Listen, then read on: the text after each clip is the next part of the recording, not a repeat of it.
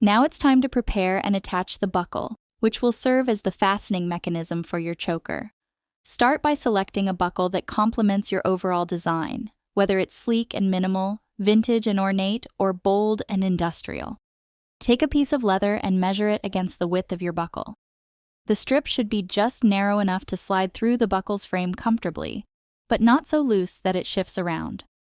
Once you've determined the right dimensions, cut the strip to size, leaving a bit of extra length to allow for folding and securing. Next, use your beveler to round and soften the edges of the strip, then apply tokonole and burnish for that smooth, professional finish. This step not only improves the appearance, but also strengthens the edges.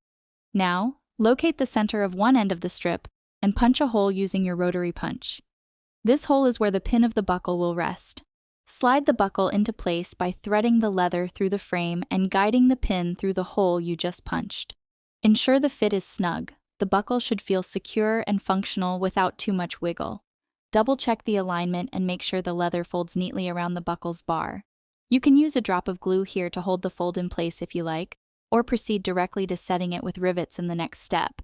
At this stage, the buckle is ready to be attached to the body of the choker. You're getting close to the finish line. Now that the buckle is prepared, it's time to attach the strap to one end of the choker base. This step is where your choker starts to come together as a functional accessory, so take your time to ensure everything is aligned and secure. Start by placing the buckle strap in the position where you want it to sit on the choker.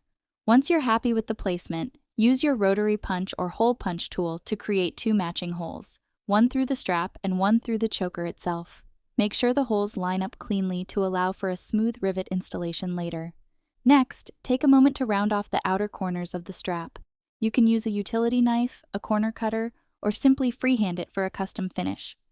This not only gives the strap a more refined and elegant look, but also reduces the chance of sharp corners catching on clothing or skin. Once you've shaped the strap to your liking, flip it over and apply a thin, even layer of leather glue to the underside. Carefully align it with the pre-punched holes on the choker and press it firmly into place. This helps keep the strap from shifting while you prepare to set the rivets. Now it's time to secure everything using your rivet setter and anvil tools. Insert the rivets through the holes, double-check the alignment, and then hammer them in place using steady, even strikes. Depending on your design style, you can use a single central rivet for a minimal look or two rivets for added stability and a more industrial feel. I personally went with 2 silver rivets to match the rest of my hardware.